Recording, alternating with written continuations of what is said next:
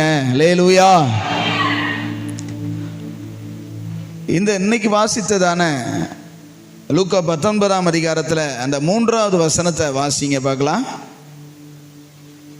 லூக்கா 19:3 இயேசு எப்படிப்பட்டவரோ என்று, இயேசு எப்படிப்பட்டவரோ அப்படின்னு சொல்லி அவரை பார்க்க வகை தேடினான் ஒரு மனுஷன் சகேயு. அவன் குள்ளனானபடியினால் ஜனக்கூட்டத்தில் அவரை காண முடியாமல் அவர் போகும் வழியில் முன்னாக ஓடி அவரை பார்க்கும்படி ஒரு காட்டத்தி மரத்தில் ஏறினான். அல்லேலூயா. மறுபடியும் நான் அதே வார்த்தையை சொல்லுகிறேன். இயேசு எப்படிப்பட்டவரோ. இன்னைக்கு ஆண்டவர் எப்படிப்பட்டவர்ங்கிறத இன்னைக்கு நிறைய பேர் என்ன செய்யல, தெரியல. அவர் எப்படிப்பட்டவர் அப்படின்னு நம்ம தெரிஞ்சிட்டோம்னா அவருக்கு உகந்தவங்களா, நான் போன வாரத்துக்கு முந்தின வாரம் சொன்னது பாரு, ஒரு கணவன் மனைவி ஒருத்தர் புரிந்து கொண்டால் அவர்களுக்கு ஏற்றபடி என்ன செய்யலாம், மாற முடியும். ஆமென் சொல்லுங்க. நாம் ஆராதிக்கிற தேவன், நாம் தொழுது கொள்ளுகிற தேவன், நம்மை முன்குறித்த தேவன், நம்மை விலை கொடுத்து வாங்கின தேவன், நம்மை பாவத்திலிருந்தும் சாபத்திலிருந்தும் அவருடையவர்களாய் இருக்கும்படி நம்மை தெரிந்து கொண்டு விலை கொடுத்து வாங்கின கர்த்தர் எப்படிப்பட்டவர். ஆமென். அவர் எப்படிப்பட்டவர் அப்படிங்கிறத நம்ம தெரிந்து கொள்ளணும். அந்த சகையு அவர் எப்படிப்பட்டவரோ அப்படின்னு சொல்லி பார்க்கும்படி, அவரை குறித்து நிறைய கேள்விப்பட்டிருக்கேன், அவரை குறித்து நிறைய மக்கள் பேசுகிறாங்க, ஆனால் நம்ம ஒருக்க கூட பார்க்கல. அவர் எப்படிப்பட்டவராக இருக்கிறாரோ அப்படின்னு சொல்லி இந்த பக்கம் வர்றாருன்னு சொல்லிட்டு ஓடி போய் அந்த கூட்டத்தில் அவரை பார்க்க முடியாது. இவன் இருக்கிறதே 3 அடி இருப்பான்னு நினைக்கிறேன். குள்ளன்னு சொல்லப்பட்டு, குள்ளன்னா சின்ன பையன் தானே, இவ்வளோ தண்டி தான் இருப்பான்னு நினைக்கிறேன். குள்ளனானபடினாலே அவருக்கு முன்னாக ஓடி ஒரு மரத்தில் ஏறி அவனுக்கு ஒரு ஆசை, இயேசு எப்படிப்பட்டவர்னு நம்ம என்ன செய்யணும் சொல்லுங்க, பாத்திரணும். அவனுக்கு ஆர்வம்னா ஆர்வம். அந்த குள்ளை எப்படி மரத்தில் ஏறினான்னு தெரியல. வளர்ந்தவங்க டக்குன்னு பிடிச்சி ஏறிடுவாங்க, ஆனால் அந்த குள்ளமாக இருக்கிறவங்க மரம் ஏறுறது ரொம்ப கஷ்டம். ஆனால் அவன் மரத்து மேலே ஏறி உட்காந்து இயேசுவை பார்த்து கொண்டு வர்றதை பார்த்து கொண்டே இருந்தான். கரெக்டாக ஆண்டவர் அவனை நோக்கி தான் பார்த்தார். ஆமென். இன்னைக்கு நமக்குள்ள அவர் எப்படிப்பட்டவருங்கிற அறிகிற அந்த தாகம் இருக்குதா? ஆண்டவர் அதைத்தான் மறுபடியும் நானும் நேற்று காலையிலிருந்து ஆண்டவர் சமூகத்தில் பலவிதமான காரியங்களை யோசித்து நானும் பைபிளை படித்து ஜெபம் பண்ணிக்கிட்டே இருந்தேன். ஒரு வசனம் கூட கர்த்தர் கிளிக் பண்ணலை. ஆண்டவரை என்னதான் செய்ய போகிறீர்னு சொல்லி இரவெல்லாம் ஜெபித்து விட்டு காலையில் முழங்கால் படிக்கிட்டும் போது சொன்னார், மறுபடியும் அந்த ஞாபகப்படுத்தியா, நான் எப்படிப்பட்டவருங்கிறத மக்களை பார்க்க சொல்லு. அல்லேலூயா சொல்லுங்களேன். என்ன அறிந்தாங்க, என்ன பார்த்துட்டாங்க, அல்லது நான் நான் எப்படிப்பட்டவன்னு சொல்லி அவங்க நல்லா தெரிஞ்சுக்கிட்டாங்கன்னா எனக்கு உகந்தவர்களாய் மாறுவார்கள். அல்லேலூயா. நமக்குள்ள ஒரு தாகம் வரணும். அவர் எப்படிப்பட்டவர், அவன் சொன்ன அவர் எப்படிப்பட்டவரோ, இவர் எப்படிப்பட்டவரோ அப்படின்னு சொல்லி அவன் தாகமாய் ஓடி போய் அறியும்படி, அவரை பார்க்கும்படி அவன் பிரயாசப்பட்டான். நாமும் அப்படிப்பட்டதான மனநிலைமை உடையவர்களாக இருக்கணும்னு கர்த்தர் விரும்புகிறார். அல்லேலூயா, அல்லேலூயா. கவனிங்க, கொஞ்ச நேரம் வசனத்தை என்ன செய்யுங்க, கவனிங்க. ஆண்டவர் ஒவ்வொருவருக்கும் தன்னை வெளிப்படுத்தத்தான் விரும்புகிறார். ஆமென். அவர் எப்படிப்பட்டவர் அப்படிங்கிறத பல இடத்துல என்ன செஞ்சிருக்கிறார்னா பதிவு பண்ணி வைத்திருக்கிறார். ஒரு இடத்துல ஒரு காரியம் நீங்க சொல்ல முடியுமா அவர் எப்படிப்பட்டவர்னு சொல்லி? சொல்லுங்க பார்க்கலாம். எவ்வளவு ஆண்டவர் தன்னை குறித்து எவ்வளவோ காரியங்களை சொல்லி இருக்கிறார்.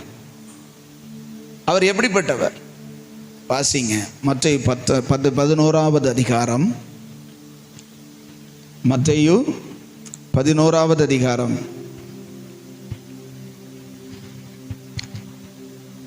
29வது வசனம். நான் சாந்தமும் மனத்தாழ்மையுமாய் இருக்கிறேன். என் நுகத்தை உங்கள் மேல் ஏற்றுக்கொண்டு என்னிடத்தில் கற்றுக்கொள்ளுங்கள், அப்பொழுது உங்கள் ஆத்துமாக்களுக்கு இளைப்பாறுதல் கிடைக்கும். என் நுகம் மெதுவாயும் என் சுமை லகுவாயும் இருக்கிறது என்றார். ஆண்டவர் தன்னை குறித்து நமக்கு பதிவு பண்ணி வைத்திருக்கிறார். நான் எப்படிப்பட்டவர், நான் எப்படி இருக்கிறேன், நான் எப்படி விரும்புகிறேன், நான் என்ன நினைக்கிறேன் அப்படிங்கிறத என்ன செஞ்சிருக்கிறாரு சொல்லுங்களேன், எழுதி வைத்திருக்கிறார். அல்லேலூயா. ஆண்டவர் என்ன சொல்றார் 29ல, நான் சாந்தமும் மனத்தாழ்மையுமாயே இருக்கிறேன். மனத்தாழ்மையாய் இருக்கிறேன்னு சொல்லியிருக்காரா, மனத்தாழ்மையுமாய் இருக்கிறேன்னு சொன்னாரா? மனத்தாழ்மையாய் இருப்பது வேற, மனத்தாழ்மையுமாய் இருப்பது வேற. ஆமென். அல்லேலூயா. அதுக்கப்புறம் அவர் சொல்றாரு, என் நுகத்தை உங்கள் மேல் ஏற்றுக்கொண்டு என்னிடத்தில், அப்பொழுது உங்கள் ஆத்துமாக்களுக்கு இளைப்பாறுதல் கிடைக்கும் அப்படின்னு ஆண்டவர் சொல்றார். அப்படின்னா என்னது? நித்திய ரட்சிப்பு. இளைப்பாறுதல்ங்கிறது இனி வரப்போகிற காரியமா இருக்கிறது. இன்னைக்கு இந்த சபைக்கு போனால் ரட்சிக்கப்படலாம், அந்த சபைக்கு போனால், எந்த சபைக்கு போனாலும் ரட்சிக்கப்பட முடியாது. இயேசு சொல்றத கேட்டா ரட்சிக்கப்படலாம். அல்லேலூயா. ஆண்டவர் சொல்ற, நான் சாந்தமும் மனத்தாழ்மையுமா இருக்க. சாந்தம்னா என்னங்க? அமைதியா இருக்கிறது. நாங்கெல்லாம் அமைதியா தானே இருக்கிறோம், சாந்தமா இருக்கோம்னு அர்த்தமா? சாந்தம்னா என்ன? சாந்தம்னா என்ன? ஆண்டவர் சொல்ற, நான் சாந்தமும். சொல்லுங்க, யாராவது சொல்லுங்க, சாந்தமா இருக்கிறேன்னு என்ன? சாந்த ஸ்வரூபியா, அமைதியா இருக்கிற இடம் தெரியாம இருக்கிறார்களே அப்படின்னு நம்ம சொல்றோம். சாந்தம்னா அதா? சொல்லுங்க, சாந்தம்னா என்ன? வீண் பேச்சுகள் பேசாமல் இருப்பதா?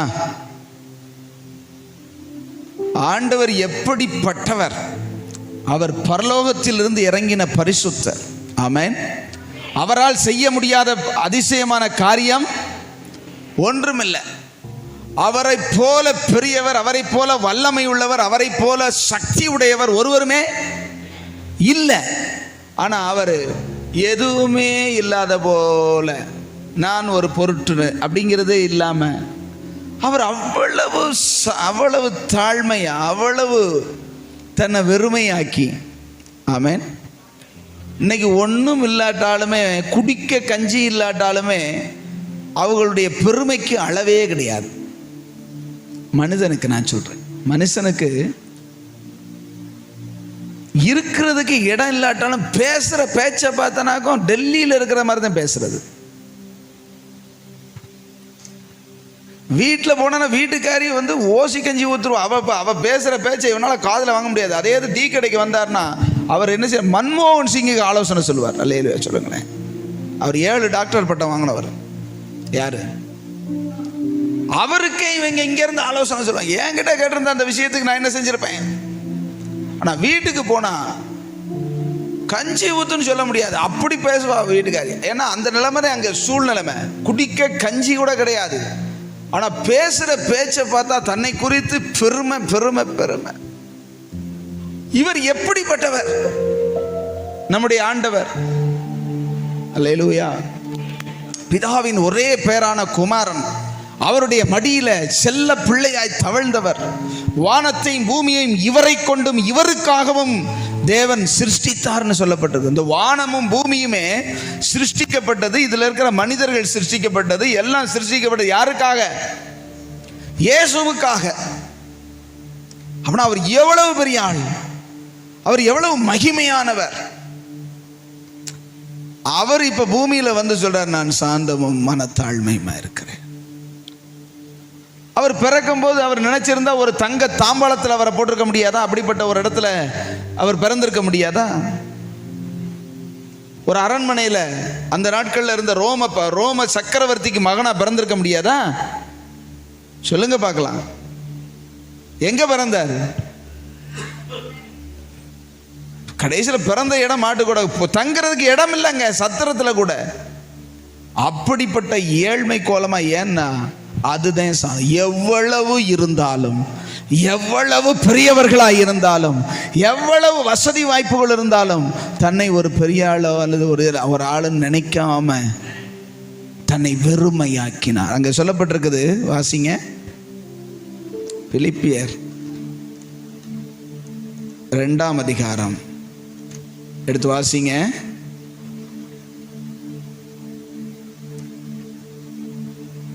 ஆறாவது வசனம். அவர் தேவனுடைய ரூபமாய் இருந்தும், அவர் தேவனுடைய உருவமாய், ரூபம்னு போட்டிருக்குது. ரூபம்னா என்னது? உருவம்.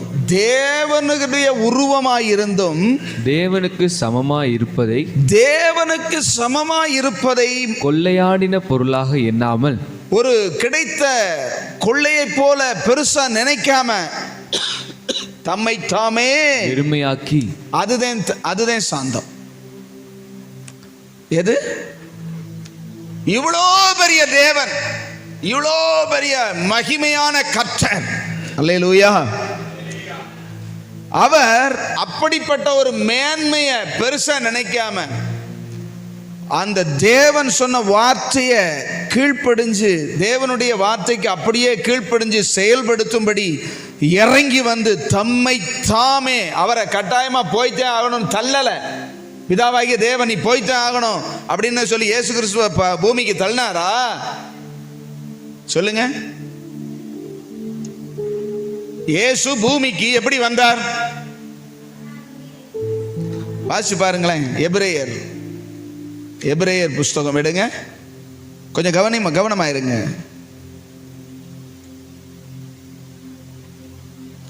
எபிரேயர்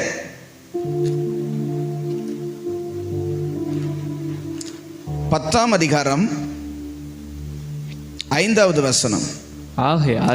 ஆகையால் அவர் உலகத்தில் பிரவேசிக்கும் போது பலியையும் காணிக்கையும் நீர் விரும்பவில்லை, ஒரு சரீரத்தை எனக்கு ஆயத்தம் பண்ணினீர். சர்வாங்க தகன பலிகளும் பாவ நிவாரண பலிகளும் உமக்கு பிரியமானதல்ல என்றீர். அப்பொழுது நான், தேவனே உம்முடைய சித்தத்தின்படி செய்ய, உங்க விருப்பத்தின்படி செய்ய இதோ வருகிறேன், புஸ்தக சுருளில் என்னை குறித்து எழுதியிருக்கிறது என்று சொன்னேன் என்றார். யார் அது? இயேசு. தன்னையே ஒப்பு கொடுக்கிற இவ்வளவு பெரிய ஆளு, இந்த மானிடருக்காக, எனக்காக படைக்கப்பட்ட ஒரு மனுஷனுக்காக என்னையே நான் தர்றதுக்கு நான் என்ன முன் வர்றேன்னு சொன்னார். அதுதான் சாந்தம். ஆமென் சொல்லுங்களேன். சாந்தம்னா என்ன? அப்படி அமைதியாக உட்காந்துருக்கிறதுக்கா? ஊரை கெடுக்கும். ஆமாம், பெருச்சாளி வீட்டை கிடக்குங்கிற மாதிரி உட்காந்துருக்க நம்பவே செய்யாதீங்க. என்ன சாந்தமாக இருக்காங்க அப்படின்னாக்கா உள்ளே போய் பார்த்தாதே தெரியும். ஆமென். இந்த பூனைமா பால் குடிக்கும் அப்படிங்கிற மாதிரி தெரியாது. ஊமை மாதிரி இருக்கிறனால சாந்தம் இல்லை.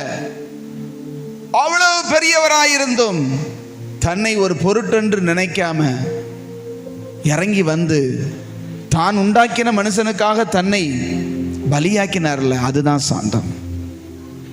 அல்லேலூயா சொல்லுங்களேன். அல்லேலூயா. இன்னைக்கு நமக்கு என்ன இருக்குதுன்னு நினைக்கிறீங்க? நமக்குள்ளேயே இருக்கிற பெருமைக்கு டண்டன்னா இருக்கு. எத்தனை இருக்கு? டண்டன்னா இருக்கு. என் குலம் என்ன தெரியுமா? என் கோத்திரம் என்ன தெரியுமா? என் ஸ்டேட்டஸ் என்ன தெரியுமா? கர்த்தர் அவுத்து விட்டாதே தெரியும், நாரி நக்கழிஞ்சு போயிடும். இன்னைக்கு வெள்ளையும் சொல்லையுமா நம்ம உட்கார்ந்து இருக்கிறதுனால நம்ம பரிசுத்தவான் கிடையாது. ஆண்டவர் கிருபையா மூடி வச்சிருக்கிறதுனால நம்ம வண்டி ஓடுது. ஆமென் சொல்லுங்களேன். நம்ம வண்டவாளம் போது அவருக்கு என்ன செய்யும்? நல்லா தெரியும். ஆனா கிருபையா மூடி அன்பு சகலத்தையும் என்ன செய்யுமா? திரளான பாவங்களை மூடும். அவர் நம்ம மேல அன்பா இருக்கிறதுக்கு எடுத்துக்காட்ட என்னன்னா, நம்மளை கேவலப்படுத்தாம இருக்கிறது. ஆமென் சொல்லுங்களேன். அல்லேலூயா. கர்த்தர் கிருபையார். அவர் சாந்தமும் மனத்தாழ்மையும். அவர் சொல்ற மனத்தாழ்மை, சாந்தமும் மனத்தாழ்மையும் கூட பிறந்தவங்க. மனத்தாழ்மை இல்லாமல் சாந்தம் வராது, சாந்தம் இல்லாமல் மனத்தாழ்மை வராது. அல்லேலூயா. அல்லேலூயா சொல்லுங்க. வாசிங்க, அதை மறுபடியும் வாசிங்க.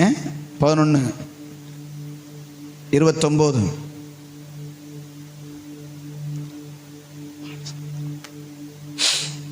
11:29. நான் சாந்தமும் நான் சாந்தமும் மனத்தாழ்மையுமாய் இருக்கிறேன். மனத்தாழ்மையுமாய் இருக்கிறேன். என் நுகத்தை உங்கள் மேல் ஏற்றுக்கொண்டு. ஆண்டவர் சொல்ற, என்னுடையதான நுகத்தை நீங்க என்ன செய்யுங்க, ஏற்றுக்கொண்டு. ஆண்டவர் என்ன தான் எப்படி இருக்கிறேன்னு சொல்றாரு. சொல்லுங்க, முதல்ல என்ன சொன்னாரு? சாந்தமும். கொஞ்சம் சேர்ல இருக்கிறவங்க கொஞ்சம் பதில் சொல்லுங்க. கண்ணை மூடிக்கிட்டே இருக்கிறீங்க, என்னன்னு தெரியல, குளிருதா ரொம்ப? ஆண்டவர் சொல்றாரு, நான் சாந்தமும். இது யாரை குறித்து சொல்றாரு? தன்னை குறித்து சொல்ற. நான் எப்படி இருக்கிறேன்னு உங்களுக்கு தெரியுமா அப்படின்னு சொல்லிட்டு அடுத்து சொல்றாரு, என் நுகத்தை நான் என்ன விரும்புறேங்கிறத சொல்றார். நான் எப்படியாப்பட்ட ஆளுன்னு சொல்லிட்டு நான் என்ன விரும்புறேங்கிறதையும் சொல்றார். அல்லேலூயா. அவர் எப்படிப்பட்டவராக இருக்கிறார், என்ன விரும்புகிறார், என்ன செய்கிறார்னு நம்ம தெரிஞ்சுக்கிட்டோம்னா அதுக்கு உகந்தவர்களை நம்ம மாறலாம். ஆமென். அவர் சொல்ற, என் நுகத்தை உங்கள் மேல் ஏற்றுக்கொண்டு என்னிடத்தில் கற்றுக்கொள்ளும். நுகம்னா என்ன? நுகம்னா என்னது? சுமை. நுகம் அப்படிங்கிறதுக்கு ஒரிஜினல் வந்து இந்த மாட்டு வண்டி பூட்டும் போது இப்படி மேலே வைக்கிற ஒரு கட்டை இல்லையா? அந்த நுகத்தை பூட்டியாச்சுன்னா அந்த மாடு எங்கேயும் என்ன செய்ய முடியாது, தான் இஷ்டத்துக்கு போக முடியாது. நுகத்தை பூட்டின மாடு வண்டியோட தான் என்ன செய்ய முடியும், போட முடியும். ஆண்டவர் சொல்றாரு, என் நுகத்தை நீ ஏற்றுக்கொள். ஃபர்ஸ்ட் என்ன சொல்றாரு? கொஞ்சம் வாசிங்க, சொல்லுங்க. ஃபர்ஸ்ட் அவரை பத்தி சொல்றாரு. அவர் விருப்பம் என்ன சொல்லுங்க. அவர் விருப்பம் என்ன? என் நுகத்தை, என் பாரத்தை, அப்படின்னா என்னோட நீங்க பிணைக்கப்படுங்கன்னு அர்த்தம். என்னோடு சேர்ந்து என் நுகத்தை உங்க மேல என்ன செய்யுங்க, ஏற்றுக்கொண்டு என்னோடு கூட இணைஞ்சு பயணிங்கன்னு ஆண்டவர் சொல்றார். அல்லேலூயா. அல்லேலூயா சொல்லுங்க. என் நுகத்தை உங்கள் மேல் ஏற்றுக்கொண்டு என்னிடத்தில் கற்றுக்கொள்ளுங்கள். நுகத்தை சுமக்க மனசு இல்லாத ஒரு நாளும் கற்றுக்கொள்ளவே மாட்டான். ஆண்டவர் சொல்லுகிறதுக்கு ஆண்டவருடைய விருப்பம் என்ன? என்னுடைய பாரத்தை, அவருடைய பாரம் என்ன, அவருடையதான காரியம் என்ன அப்படிங்கிறது அறிய விரும்ப, நான் விரும்புறதே நடக்கணும், நான் சொல்றதே நடக்கணும், என்னுடைய விருப்பத்தை அவர் செய்யணும். செய்வாருப்பா, முதல்ல நீ என்ன செய், அவர் பாரத்தை சும, அவர் சொல்றத கேளு, அவரிடத்துல கற்றுக்கொண்டு நட. அல்லேலூயா. அப்பொழுதுதான் உன் ஆத்துமாவுக்கு ஒரு இளைப்பாறுதல் கிடைக்கும். அல்லேலூயா.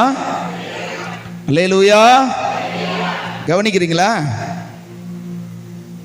ஆண்டவருடையதான விருப்பத்துக்கு நம்ம ஒப்பு கொடுத்து அவர் பாரத்தை சுமக்கிறதற்கும் அவரிடத்துல கற்றுக்கொள்ளுகிறதற்கும் நாமும் தாழ்மைப்படணும்னு ஆண்டவர் என்ன செய்யறாரு, விரும்புறாரு. இன்னைக்கு கற்றுக்கொள்ளுகிறதுக்கு எத்தனை பேர் விருப்பமா இருக்கிறீங்க? முளைச்சு 3 நாளா கிளம்ப முன்னாடி மைக்க பிடிக்கணும் தான் நினைக்கிறாங்க. 30 வருஷமா கீழே உட்கார்ந்துருந்தேன் வந்திருக்கிறோம். அல்லேலூயா. ஆண்டவர் வந்து கற்றுக்கொள்றதுக்கு தான் அதிகமா டைம் எடுக்க சொல்றார். 3 வருஷமா 30 வருஷமா ஆண்டவர் வந்து வீட்டில் என்ன செஞ்சாருன்னா, இந்த உலகத்தில் இருக்கும்போது 30 வருஷம் தன் தாய்க்கும் தன் தகப்பனுக்கும் பிள்ளைகளுக்கும் அந்த தன் கூட பிறந்தவங்களுக்கும் இருந்து அவங்க மத்தியில் வாழ்ந்து ஊழியம் செய்ய வந்தவர். எதுக்கு? பிதாவின் சித்தம் செய்ய வந்தவர். என்னை குறித்து எழுதியிருக்கிறதே, புஸ்தக சுருளில் எழுதியிருக்கிறதே, இதோ உம்முடைய சித்தத்தின்படி செய்ய வருகிறேன் அப்படின்னு சொல்லி எனக்கு ஒரு சரீரத்தை ஆயத்தம் பண்ணுங்கன்னு சொல்லி உலகத்தில் வந்தவர் 30 வருஷமா என்ன செய்யறாரு? எடுத்தெடுப்பில் போய் மனம் திரும்புங்கள்னு சொல்லி ஒரு 12 வயசுல அவர் பிரசங்கம் பண்ணாரா இல்லையா? 12 வயசுல பேசும்போதே பிரதான ஆசாரியர்களும் பரிசேயர்களும் வியந்து போறாங்க. அப்படின்னா அவருக்கு ஞானம் இருந்ததா இல்லையா? 12 வயசுலேயே அவருக்கு இருந்தது. உடனே போய் மனம் திரும்புங்கள் அப்படின்னு சொல்லி பிரசங்கம் பண்ணாரா? இல்லை. நுகத்தை சுமக்க வேண்டியதை சுமந்துதான் ஆகணும். ஆமென் சொல்லுங்களேன். 40 வயதான போது அவர் வீட்டை விட்டு கிளம்பினாராம், அப்படி சொல்லப்பட்டிருக்குது. அது வரைக்கும் வீட்டில் என்ன செஞ்சாரு? வீட்டில் இருந்தாருன்னா அவர் உட்காந்து அது சாப்பிட்டு இருந்தார் நினைக்கிறீங்க? முழு குடும்ப பொறுப்பையும் தகப்பன் இல்லாத குடும்பத்தை தூக்கி சுமந்தார். ஆமென் சொல்லுங்களேன். செய்ய வேண்டியதை செய்யறது தேவனுடைய நோகம். ஆமென். இன்னைக்கு நான் ஹாயா இருக்கணும். எல்லாருடைய மனநிலைமை எப்படி இருக்கு? ஏந்தே எனக்கு இந்த பாடும் தெரியல, ஏந்தே எனக்கு இந்த போராட்டம் இல்லை. கர்த்தர் வைக்கிற நுகத்தை நம்ம என்ன செய்யணும்? அந்த மனநிலைமை நமக்கு வரணும். எந்த கஷ்டமும் நான் என்ன செய்யக்கூடாது, படக்கூடாது. நான் எதுக்கு சுமக்கணும்? அவர் கேட்பார், ஒன்னு எதுக்கு சுமக்கணும் அப்படின்னு கேட்பார். ஆமென். நான் எதுக்கு சுமக்கணும், அப்புறம் ஒன்னு எதுக்கு நான் சுமக்கணும் கேட்பார். கர்த்தருடைய நுகத்தை, கர்த்தருடைய பாரத்தை, கர்த்தர் நம் மேல் வைக்கிற பொறுப்புகளை நாம் என்ன செய்யணும்? ஏற்றுக்கொள்ளணும். ஆமென் சொல்லுங்களேன். கர்த்தர் நமக்கு ஒரு ஊழியத்தை தந்திருந்தார், ஒரு சின்ன பொறுப்பை தந்திருந்தான்னு அதை தலைமையில் எடுத்து கரிசனையாக எடுக்கணும். சின்ன ஊழியமாக இருக்கும்.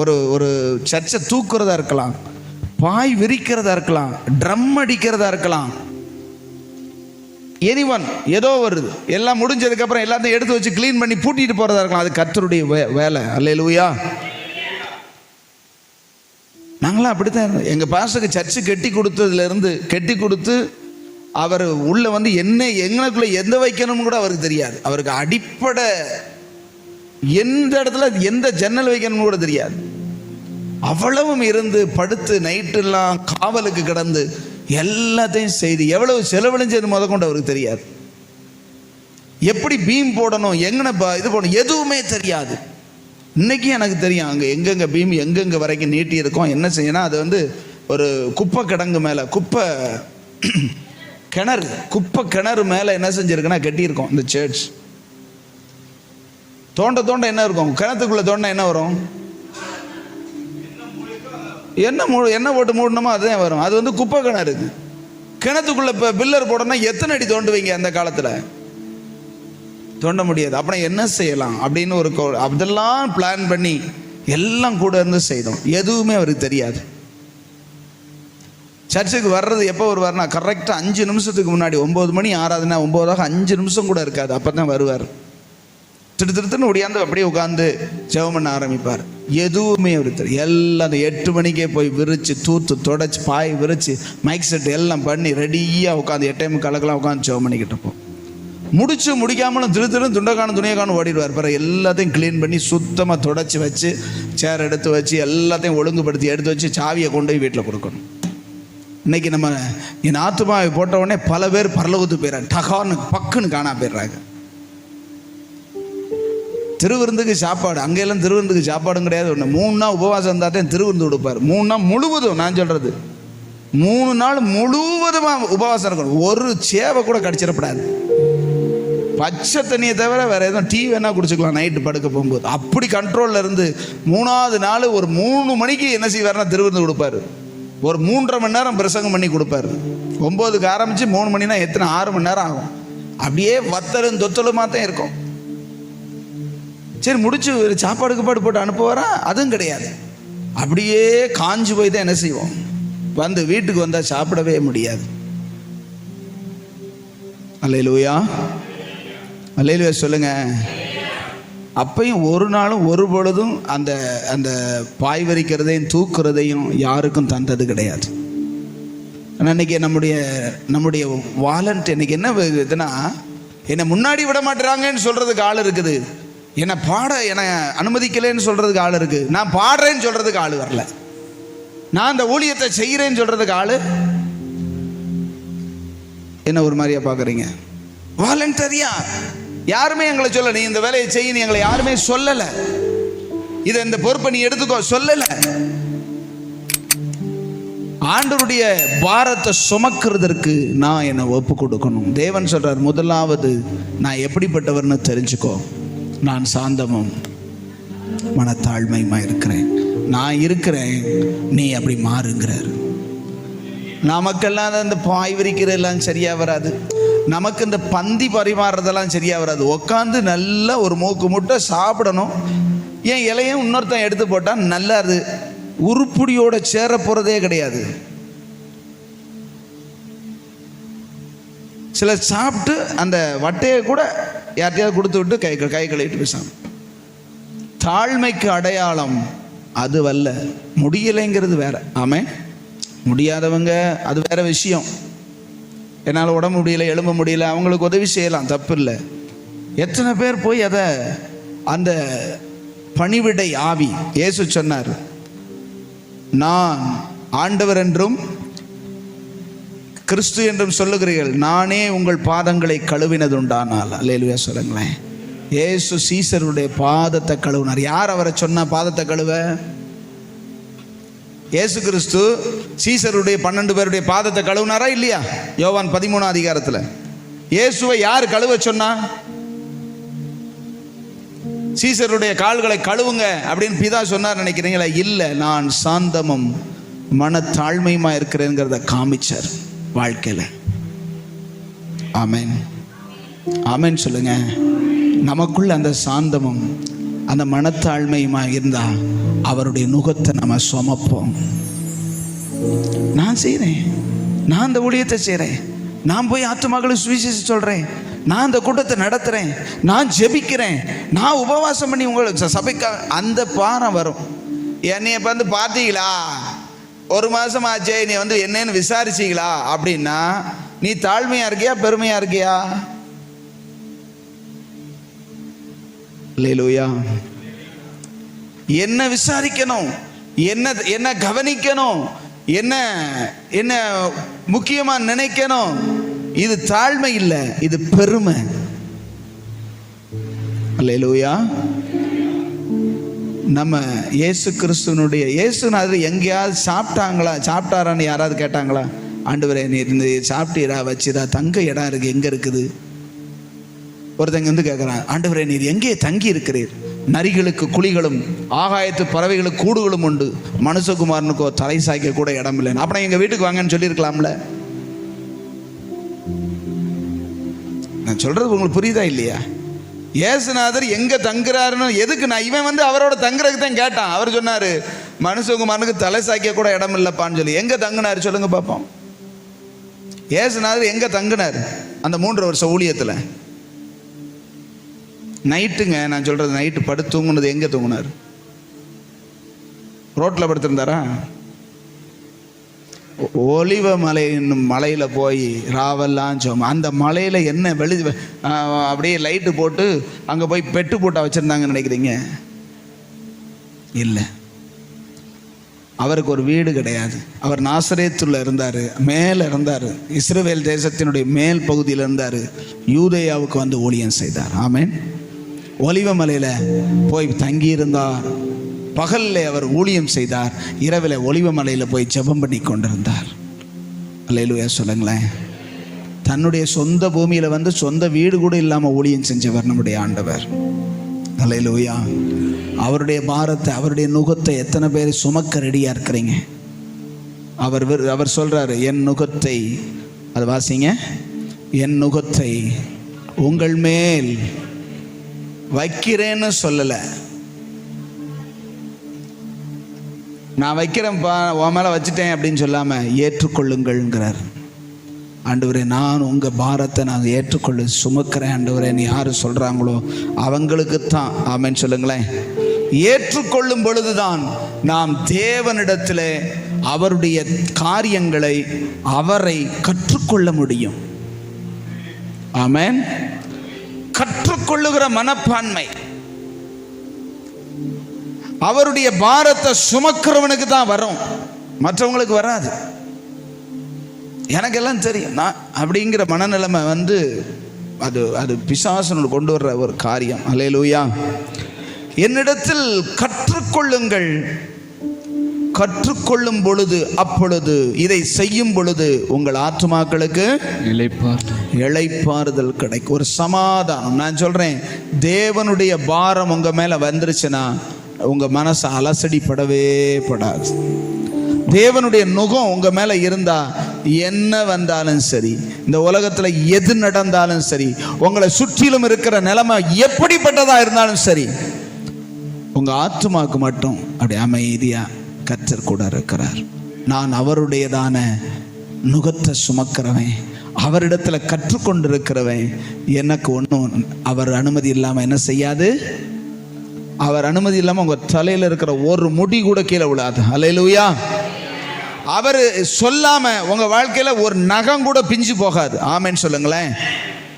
எனக்கு இந்த தைரியம் இருக்கிறது. அவர் சொல்லாம, அவர் அனுமதி இல்லாம, அவர் கண்ணை அசைக்காம, சரின்னு சொல்லாம ஒரு முடி கூட கீழே விழாது. சொல்லலாம் சில பேருக்கு, என்ன எனக்கு பூரமே ஒரே முடியெல்லாம் உதிர்ந்து வழுக்கத்திலையா போகுது. அவர் சொல்லியிருக்காரு. ஆமென் சொல்லுங்களேன். அப்படி சொல்லப்படுங்க. அப்படியே இவ்வளவு முடி போகுதுன்னு கவலைப்படாதீங்க. கர்த்தர் சொல்லியிருக்கார் அந்த முடியெல்லாம் போகட்டும். ஆமென். அப்படி சொல்லி பாருங்க, அந்த முடியெல்லாம் மறுபடியும் ஒட்டும். அல்லேலூயா சொல்லுங்க. ஆண்டவருக்கு தெரியாம ஏதாவது நடக்கும் நினைக்கிறீங்களா? அவருடைய பாரத்தை சுமந்தா அவர்கிட்ட கற்றுக்கொள்ளுகிறவனுக்கு அவர் எல்லாத்தையும் பார்த்துக்கிடுவார். ஆமென். ஆண்டவர் சொல்றார், என் நுகம் ஒன்றும் ரொம்ப கஷ்டமானது கிடையாதுப்பா. என்னுடைய பாரம், நான் சொல்றதெல்லாம் உனக்கு ரொம்ப கஷ்டம் கிடையாது, ரொம்ப லகுவானது தான். ரொம்ப ரொம்ப லகுவானது. அந்த லகுவை நீ சுமக்கலைன்னா வருத்தப்படுற அளவுக்கு நீ பாரத்தை சுமப்பேன்னு தான் மேலே உள்ள வசனத்தை சொல்றார். மேலே உள்ள வசனத்தை வாசிங்க பார்ப்போம். வருத்தப்பட்டு பாரம் சுமக்கிறவர்களே, நீங்கள் எல்லாரும் என்னிடத்தில் வாருங்கள். நீ ரொம்ப வருத்தத்தோட, பாரத்தோட, கஷ்டத்தோட, உலக பிரகாரமான காரியத்தை சுமந்து சுமந்து இழைச்சு போறதுக்கு காரணம் என்ன தெரியுமா? நீ தேவனிடத்துல வந்து அவர் நுகத்தை எடுக்காதனால தான். உனக்கு ஒன்று லகுவான சுமை வேணுமா, கடினமான சுமை வேணுமான்னு யோசிச்சு பார்த்தா தேவனிடத்துல வந்து கற்றுக்கொண்டா லகுவா போயிடும். ஆனால் உலகத்தில் கர்த்தருக்கு கீழ்ப்படுகிறத விட இந்த உலகத்தோடு உலகமாக வாழ்கிறதையும் பெருசு நினைக்கிறாங்க. அதுதான் பாரமானது. என்ன செய்ய போகிறோம், ஏது செய்ய போகிறோம், நாளைக்கு என்ன செய்ய போகிறோம் நினைக்க நினைக்க நமக்கு கவலை என்ன செஞ்சிருது, உருக்கிடுது. உடம்பு என்னையா ஒரு மாதிரியா உருகிக்கிட்டே போகிறீங்க, என்ன கவலைதேன் கவலைதேன். ஆண்டவர் கவலைப்படாதிருங்கள். ஏன் சொன்னார்னா, உங்களுக்காக நான் கவலைப்படுகிறேன். ஆமென் சொல்லுங்களேன். உங்களுக்காக ஒருத்தர் கவலைப்பட்டா நம்ம எது கவலைப்படணும்? உனக்கு என்ன செய்யணும்னு எனக்கு இருக்கடா கவலை, நீ எதுக்கடா கவலைப்படுறேன்னு சொல்றாரு. எப்போ யாருக்கு? நான் முதலாவது தேவனுடைய ராஜ்யத்தையும் அவருடைய நீதியையும் தேடுகிறவர்களுக்கு, அவருடைய பாரத்தை சுமக்கிறவர்களுக்கு, அவரிடத்தில் கற்றுக்கொள்ளுகிறவர்களுக்கு, அவரை பின்பற்றுகிறவர்களுக்கு, அவர் சொல்லுகிறத கேட்கிறவங்களுக்கு. அல்லேலூயா அல்லேலூயா சொல்லுங்க. இல்லாட்டி வருத்தப்பட்டு பாரம் சுமந்து இழைச்சு போய் களைச்சு போய் யார் எனக்கு இதுல இருந்து விடுதலை கொடுப்பான் அப்படின்னு சொன்ன. ஆண்டவர் சொன்ன, நீ என்கிட்ட வா, நீ என்கிட்ட என்ன செய்ய, வா, உக்காரு, என் பாரத்தை எடுத்துக்கோ, உன் இதை இறக்கி வச்சுட்டு என் இதை எடுத்துக்கோ, உன் கவலையை விட்டுட்டு என்னுடையதான பாரத்தை என்ன செய்ய, எடு. அல்லேலூயா அல்லேலூயா சொல்லுங்க. ஆண்டவர் எப்படிப்பட்டவர்? அவர் சாந்தமா இருக்கிறார், அவர் தாழ்மையா இருக்கிறார், அவர் பாரத்தை நம்ம எடுக்கணும்னு விரும்புகிறார். ஆமென் சொல்லுங்களேன். நம்ம பாரத்தை இறக்கி வச்சுட்டு அவர் பாரத்தை நம்ம சுமந்து நம்ம இளைப்பாறுதலோடு வாழணும்னு நினைக்கிறார். அல்லேலூயா சொல்லுங்களேன். அல்லேலூயா. நான் ஏதாவது திருக்கி பேசுகிறேன்னா இல்லை, எனக்கு தக்கன உங்களுக்கு தக்கன மக்களை கூல் பண்ணும்படி பேசுறேன்னா கவனிங்க. ஏன்னா வசனத்தை பேசுறதெல்லாம் நம்பாதீங்க. சரியா அப்படியே கர்த்தர் எதை சொல்றாரோ அதை சொல்லணும். ஆமென்.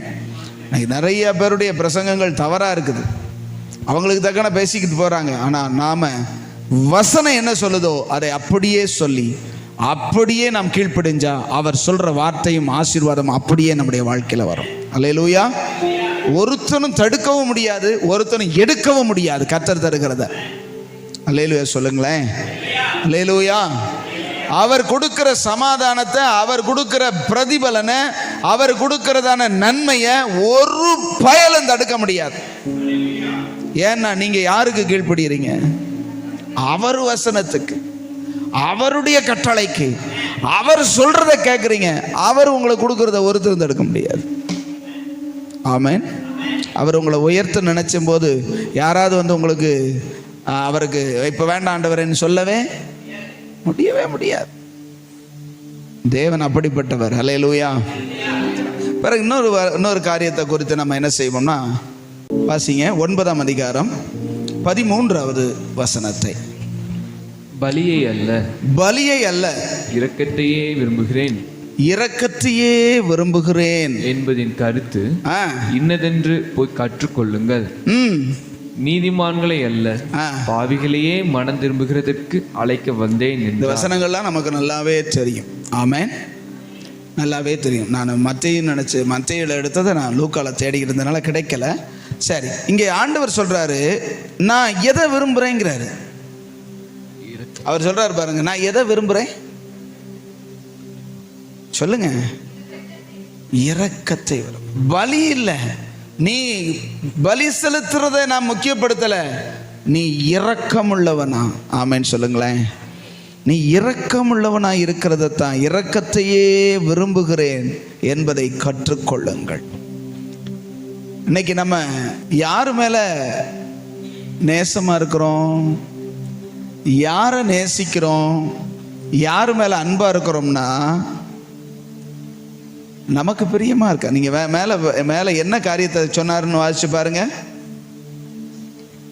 10வது வசனத்துல, பின்பு அவர் வீட்டிலே போஜன பந்தி இருக்கையில் அநேக ஆயக்காரரும் பாவிகளும் வந்து இயேசுவோடும் அவர் சீஷரோடும் கூட பந்தி இருந்தார்கள். பரிசேயரை கண்டு அவருடைய சீஷர்களை நோக்கி, உங்கள் போதகர் ஆயக்காரரோடும் பாவிகளோடும் போஜனம் பண்ணுகிறது என்னவென்று, சாப்பிடுறது என்ன என்று கேட்டார்கள். இயேசு அதை கேட்டு, பிணியாளிகளுக்கு வைத்தியன் வேண்டியதே அல்லாமல் சுகமுள்ளவர்களுக்கு வேண்டியதில்லை. அல்லேலூயா. அதை சொல்லிட்டு தான் சொல்றாரு, பலியை அல்ல இரக்கத்தையே விரும்புகிறேன் என்பதின் கருத்தை நீங்க போய் கற்றுக்கொள்ளுங்கள் அப்படின்னு சொல்றார். அல்லேலூயா. நாமும் ஆண்டவர் சொல்ற அந்த ஆண்டவர் நடந்து கொண்ட நடவடிக்கைகளை கவனிச்சு பார்த்தீங்கன்னா, அவரோடு கூட பாவிகளும் ஆயக்காரரும். ஆயக்காரர்னா என்னது? எனக்கு முதல்ல தெரியல, என்ன ஆயக்காரரோ ரொம்ப அசுத்தம் பிடிச்சவர்களோன்னு நினைச்சேன். இல்லை, வரி வசூல் பண்ணுகிறவர்கள்னு அர்த்தம். வரி வசூல் பண்றவங்க முழுவதுமே யூதர்களுக்கு அருவருப்பானவங்க. அதான் அவங்க பாணியில பில் கலெக்டர், அவங்கன்னா ரொம்ப மோசமானவங்க அப்படின்னு அவங்க கருத்து வச்சிருக்காங்க. பாவிகள்னு என்னன்னா, வசூல் பண்றதுல பாதியவன் என்ன செஞ்சிருவான். இன்னைக்கு மாதிரி கம்ப்யூட்டர்ல கொடுப்பாங்க. இன்னைக்கு வரி வசூல் பண்றவன் கமிஷன் அடிக்க முடியுமா? நம்ம எவ்வளவு கொடுக்குறோம், 1000 ரூபான்னா 1000 ரூபாய்க்கு பில்லு கொடுக்கணும். அந்த பில்லுக்கு தக்க நம்ம பணத்தை செட்டில் பண்ணணும். ஆமேன். எக்ஸ்ட்ரா வாங்குற லஞ்சம் நம்ம கொடுப்போமா? 1000 ரூபாய்க்கு 1100 ரூபாய் கேட்டால் தருவோமா? தரமாட்டோம். ஆனால் அந்த காலத்தில் வரி வசூல் பண்ணுறவங்க, அந்த ரோம சக்கரவர்த்தினால வரி வசூல் பண்ணுறவங்க ஒரு ஆளுக்கு 1 ரூபாய்க்கு பதில் 2 பணத்தை வாங்கிட்டு ஒன்றை கொடுக்கறது, ஒன்றை தாங்க வச்சு அநியாயம் பண்ணுவாங்க. அவனை கேட்கறதுக்கு ஆளே. அதனால தான் ஆயக்காரர் என்றால் அசுத்தமானவர்கள்னு முடிவு பண்ணிட்டாங்க. அதனால தான் ஆயக்காரரோடும் பாவிகளோடும். ஆயக்காரர்னாலே பாவிகள்னு முடிவு பண்ணிடுறாங்க. அல்லேலூயா. அப்படிப்பட்டவர்களோடு கூட இயேசு கிறிஸ்து போய் போஜனம் பண்ணார். நம்ம முதல்ல வாசிக்கும் போதும் ஆயக்காரரில் ஒருவனாகிய சகையு. ஆமென்.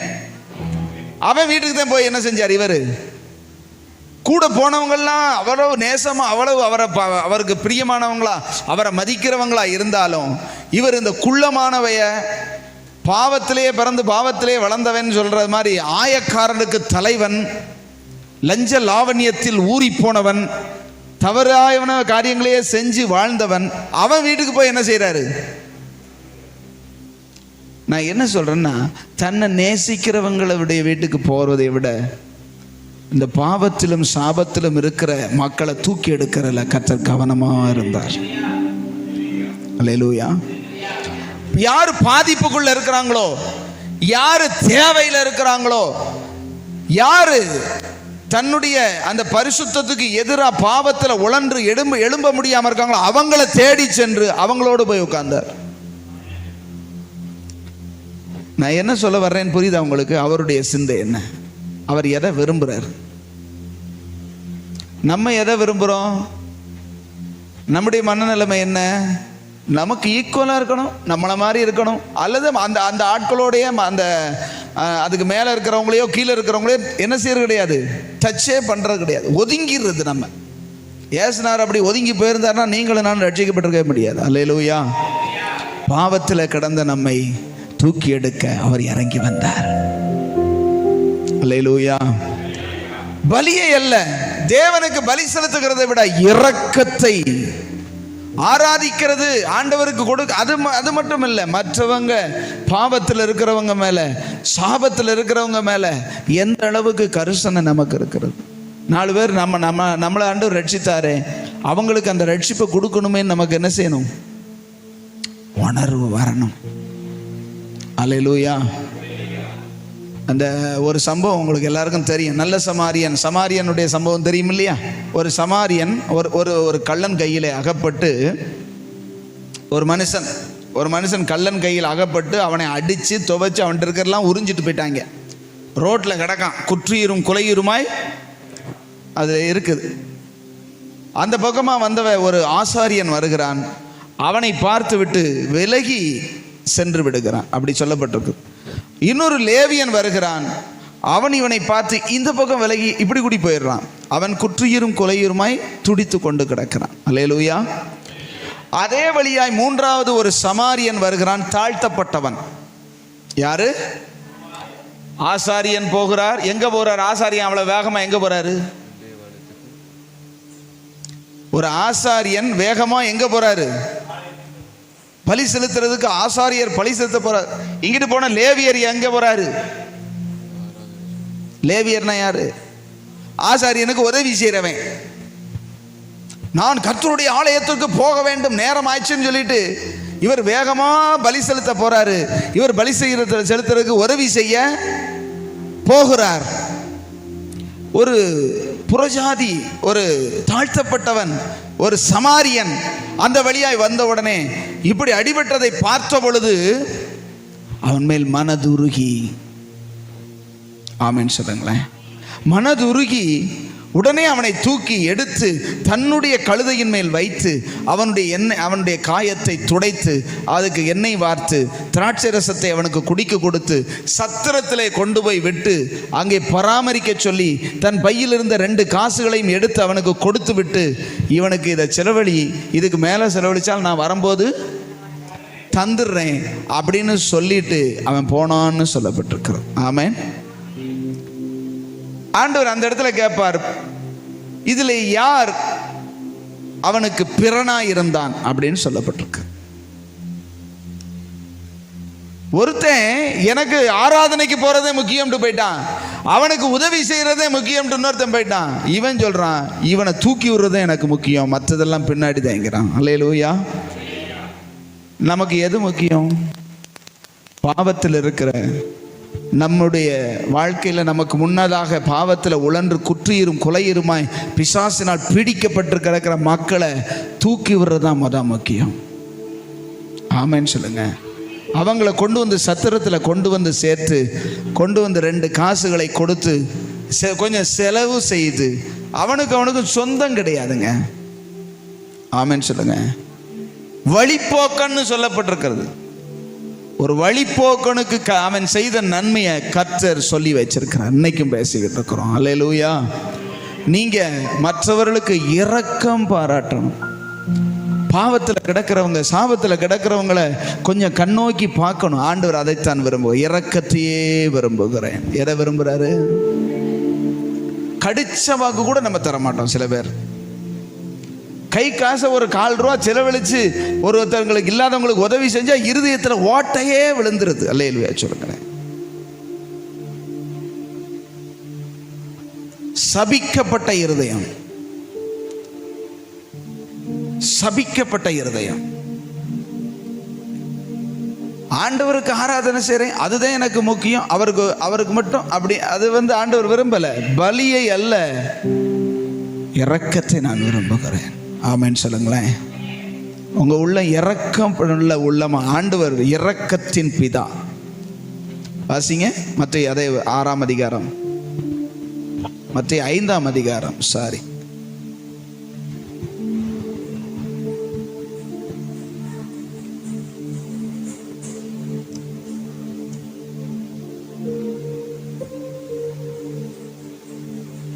ஐந்தாம் அதிகாரத்தில் 46 வாசிங்க. உங்களை சிநேகிக்கிறவர்களையே நீங்கள் சிநேகிப்பீர்களானால், உங்களை சிநேகிக்கிறவங்களையே நீங்க சிநேகிப்பீங்கன்னா உங்களுக்கு பலன் என்ன? உங்களுக்கு என்ன பலனு? ஆயக்காரரும் அப்படியே செய்கிறார்கள் அல்லவா? உங்கள் சகோதரரை மாத்திரம் வாழ்த்துவீர்களானால் நீங்கள் விசேஷித்து செய்கிறது என்ன? ஆயக்காரரும் அப்படி செய்கிறார்கள். பாவத்துல வாழ்றவங்களும் அப்படி செய்யறாங்களே. ஆகையால் பரலோகத்தில் இருக்கிற உங்கள் பிதா பூரண சற்குணராய் இருக்கிறது போல, அவர் சற்குணராய் இருக்கிறது போல நீங்களும் பூரண சற்குணராய் இருக்க கடவீர்கள். விரும்புங்கள், கடவீர்கள். இருந்தால் இருங்கள், கடவீர்கள். அப்படியே சொல்லப்பட்டிருக்கு. கட்டளை என்னது? பூரணராய் இருக்க கடவீர்கள். இருக்கணும். அந்த பூரண சற்குணம்னா என்ன? பூரண சற்குணம்னா என்ன சொல்லுங்களேன், கொஞ்சம் பதில் சொல்லுங்க. பூரண சற்குணம்னா என்ன?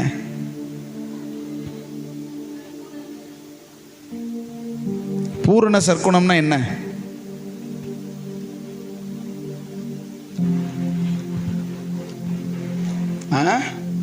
பூரண சற்குணம்னா என்ன? எங்களுக்கு சற்குணம் தான் தெரியும், அதுக்கு மேல தெரியாது அப்படிங்கிறீங்களா? கொலோசியர் 3ஆம் அதிகாரம் 14வது வசனம் வாசிங்க.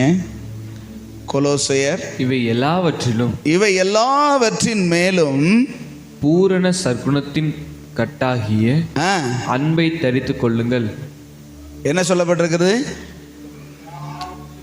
இவை எல்லாவற்றின் மேலும் அப்படின்னா அதுக்கு முந்தி இருக்கிறத பூரா நீங்க போய் வாசிச்சுக்கங்க.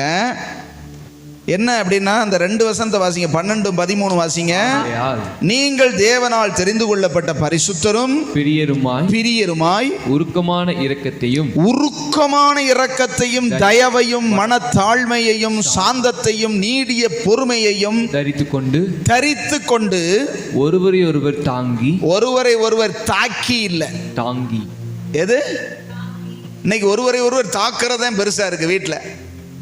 மற்றவங்களை இவங்க தாக்குறது, இவங்க அவங்கள தாக்குறது. சொல்லாலும் செயலாலும் வார்த்தையாலும் வல்லமையாலும். அல்லேலூயா.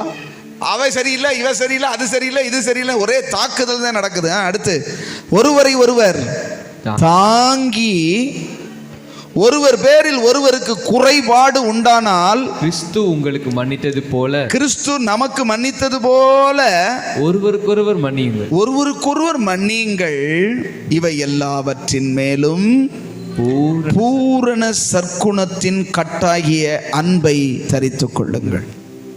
பூரண சற்குணத்தினுடையதான இன்னொரு பேர் என்னன்னா அன்பு. தேவனுடைய சொல்லுங்க, தேவனுடைய அன்பை சரித்து கொண்டா இதெல்லாம் வரும். நமக்கு அன்பு இல்லை, வம்பு தான் இருக்கு. நிறைய பேருக்கு அன்பு அப்படின்னால என்னன்னு தெரியாது, வம்புனா தெரியும். கிளீனா வம்பு பேசுறது, வம்பா செய்யறது, வம்பு பிடிச்சு போய் அலைகிறது, அதை சொல்லல. அப்படி இருக்கிறத சொல்றாரு. நீ அன்பா இருந்தா உருக்கமான இரக்கம், தேவ பிரியர், பரிசுத்தர், தயவு, மனத்தாழ்மை, சாந்தம், நீடிய பொறுமை. நம்ம மக்களுக்கு இருக்கிற நீடிய பொறுமை இருக்கே எப்பா, 2வது கேட்டாலே கோபம் வந்துடும். அல்லேலூயா சொல்லுங்களேன். ஒருக்க சொன்னதுக்கு 2வது அவங்க சரியா கேட்காம கேட்டுட்டாலே உனக்கு ஒருக்க சொன்ன அப்படின்னு சொல்லி என்ன செஞ்சிருவாங்க, நீடிய பொறுமையை காமிச்சிடுறது. அல்லேலூயா சொல்லுங்க. அவ்வளவு நீடிய பொறுமை.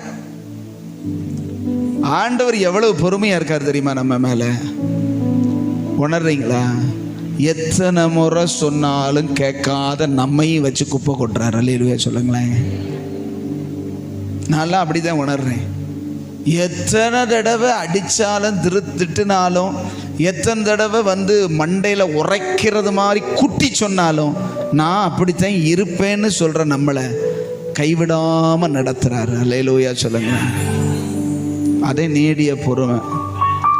அவர் இவ்வளவு பொறுமையா இருக்கும்போது நமக்கு கொஞ்சம் பொறுமை வந்தா என்ன? நமக்கு விரோதமா பேசுறவங்க, நமக்கு விரோதமா செய்யறவங்க, பாவத்துல சோதரம் இருந்து கொண்டு நம்மளை பரிகசிக்கிறவங்களை கொஞ்சம் பொறுமையா சகிப்போம். அல்லேலூயா. இவை எல்லாவற்றின் மேலும் பூரண சற்குணத்தின் கட்டாகிய அன்பை. அப்படின்னா பூரண சற்குணமாய் கர்த்தர் இருக்கிறார்னா என்ன அர்த்தம்? அன்பாகவே இருக்கார். தேவன் எப்படி இருக்கிறார்? அன்பாகவே இருக்கிறார்னு சொல்லப்பட்டிருக்கிறது. அதுதான் பூரண சற்குணம். நான் இரக்கத்தை விரும்புகிறேன்னு சொன்னவர். அல்லேலூயா. இன்னைக்கு நம்ம ஆண்டவருடைய சுபாவம், ஆண்டவர் எப்படிப்பட்டவர் அப்படிங்கிறத 2-3 காரியத்தை பார்த்துருக்கோம். ஒன்று சொல்லுங்க பார்க்கலாம். நான் சாந்தமும் மனத்தாழ்மையுமா இருக்கிறேன். இது அவருடைய சுபாவம். சரிதானே? இன்னொரு சுபாவம் சொல்லுங்க பார்க்கலாம். அவர் இரக்கத்தை விரும்புகிறவர். ஆமென் சொல்லுங்களேன். அவர் இரக்கத்தை விரும்புகிற இரக்கத்தின் தகப்பன். அல்லேலூயா. நம்ம எப்படி இருக்கணும்னு அவர் விரும்புறாரு? அவர் இருக்கிறாரு, நம்ம எப்படி இருக்கணும்னு விரும்புறாரு. அவருடைய நுகத்தை நாம் ஏற்றுக்கொள்ளணும். ஆமென் சொல்லுங்க. அவருக்கு அடிபணிஞ்சு கற்றுக்கொள்ளணும். அவருடைய வார்த்தையை கற்றுக்கொள்ளணும். அவருடைய வாழ்க்கையை கற்றுக்கொள்ளணும்னு தேவன் விரும்புகிறார். அல்லேலூயா. நாமும் இரக்கமுள்ளவர்களாய் இருக்க வேண்டும் என்று தேவன் விரும்புகிறார். ரொம்ப சிம்பிளா 2 காரியம். அவருடைய காரியம், நாம் எப்படி இருக்கணும்னு 2 காரியம். மறுபடியும் சொல்லுங்க பார்க்கலாம். தேவன் நான் சாந்தமும் மனத்தாழ்மையுமா இருக்கிறேன் அப்படின்னு சொன்னாரு. இரக்கத்தை விரும்புகிறேன்னு சொன்னார். ஆமென். நம்மளை என்ன சொல்லியிருக்காரு? நுகத்தை ஏற்றுக்கொள்ளுங்கள், என்னுடைய பாரத்தை ஏற்றுக்கொள்ளுங்கள், நீங்களும் இரக்கமுள்ளவர்களாய் இருங்கள் என்று சொன்னார். அல்லேலூயா. அப்படியே கண்களை மூடி நாம் ஆண்டவரை ஸ்தோத்திரிக்க போகிறோம். சகேயு அவர் எப்படிப்பட்டவரோ என்று சொல்லி பார்க்கும்படி மரத்தில் ஏறினான். ஏன் தெரியுமா? இந்த ஊரெல்லாம் எப்படிப்பட்டதுன்னு அவனுக்கு நல்லா தெரியும். இவனை எங்க கண்டாலும் கல்லெறிஞ்சிருவாங்க, துரத்துவாங்க. இவன் ஆயக்காரன், இவன் பாவி, இவன் ஒன்றுக்கும் உதவாதவன் என்று சொல்லி எல்லாரும் அவனை ஏளனமாய் பேசினார்கள். இவனிடத்தில் தங்க போனார் என்று சொன்னார்கள். ஆனால் கர்த்தர் அவனிடத்தில் தான் தங்க போய் அவனை தயாளனாய் மாற்றினார். ஹல்லேலூயா, ஹல்லேலூயா. எல்லாம் அப்படி எழும்பி நிற்கலாமா? ஆண்டவர் சமூகத்தில் ரொம்ப நேரமாக உட்கார்ந்துருக்கிறீங்க, எல்லாம் எழும்புங்க பார்க்கலாம். ஹல்லேலூயா. ஆண்டவரே, என்னை தேடி வந்தீரே அப்பா. ஆயக்காரனை விட மோசமாய் இருந்த பாவியாகி எங்களை தேடி வந்து நீர் எப்படிப்பட்ட அன்புள்ளவர் என்பதை எங்களுக்கு வெளிப்படுத்தியும், நாங்கள் இன்னும் உம்முடைய சுபாவத்தை அறியாமலும் உம்முடையதான குணத்தை புரியாமலும், சகையு உடனே மனம் திரும்பி அந்த நிமிஷத்திலேயே அவன் அறிக்கை செய்து, நான் யாரிடத்தில் ஆகிலும் ஆண்டவரே நான் அநியாயமாக வாங்கியிருந்தா நான் ஆளத்தனையா திரும்பி செலுத்திடுறேன்னு சொல்லி, ஏழைகளுக்கு என் ஆஸ்தியில பாதியை கொடுக்கிறேன்னு சொல்லி அவன் மனம் திரும்பினானே. ஊரெல்லாம் பாவி என்று சொன்ன அந்த மனிதன் உங்க பார்வையில பரிசுத்தம் ஆனானே. ஆண்டவரே, அப்படிப்பட்டதான ஒரு தெய்வ குமாரன் எங்களுக்குள்ள வந்திருக்கிறீர். ஆனால் எங்க வாழ்க்கை தான் இன்னும் மாறலப்பா. நாங்கள் உணர்றோன்னு சொல்லுங்க. உணர்றோம். நீர் எப்படிப்பட்டவர் என்பதை நாங்கள் பார்க்கிறோம். நீர் எதை விரும்புகிறீர் என்பதை அறிகிறோம். இரக்கத்தை விரும்புங்க. ஆமென். கற்றுக்கொள்ள விரும்புங்க. சாந்தமா இருக்க விரும்புங்க. தாழ்மைப்பட விரும்புங்கன்னு ஆண்டவர் சொல்றார். ஹல்லேலூயா. நன்றி ஆண்டவரே. ஓ ஜீசஸ், நன்றி ஏசையா. அவருடைய அழகே அவருடைய அன்பு தான். நம்முடைய ஆண்டவர் இத்தனை ஆச்சரியமானவராய், அவர் அழகானவராய் இருப்பதற்கு அவருடைய பூரண சற்குணமாகிய அன்பு தான் நம்ம மேல வைத்த அன்பு. ஹல்லேலூயா. ஆண்டவரே, உங்களை பார்க்க பார்க்க, உங்களை ரசிக்க ரசிக்க உங்களை மாதிரி நாங்களும் மாறிக்கிட்டே இருக்கோமே, அதற்காக ஸ்தோத்திரம் பண்ணு சொல்லுங்க பார்க்கலாம். அவர் தம்மை யாருக்கு வெளிப்படுத்த சித்தமாய் இருக்கிறாரோ அவர்களுக்குத்தான் வெளிப்படுத்துவார். குமாரன் யாருக்கு அவரை வெளிப்படுத்த சித்தமாய் இருக்கிறாரோ அவரே அல்லாமல் வேற ஒருவரும் அவரை அறிய முடியாது. ஹல்லேலூயா. ஆண்டவரே, உம்மை அறிய அறிய, உம்மை பற்றி நாங்கள் தெரிந்து கொள்ள நாங்களும் அப்படியே மாறுகிறோம். ஹல்லேலூயா. வேதத்தை வாசிக்கும் போது அவர் எதை விரும்புறாரு, அவர் எப்படி இருக்கணும்னு நினைக்கிறாரு, அவர் எப்படி இருக்கிறாரு அப்படின்னு ஆராய்ந்து பாருங்க. ஆண்டவர் உங்களோடு கூட பேசிக்கிட்டே இருப்பாரு. நான் இதைத்தான் விரும்புறேன், நான் இப்படித்தான் இருக்கிறேன், நீ இப்படி இருக்கணும்னு நான் நினைக்கிறேன்னு ஆண்டவர் உங்களோட பேசுவார்.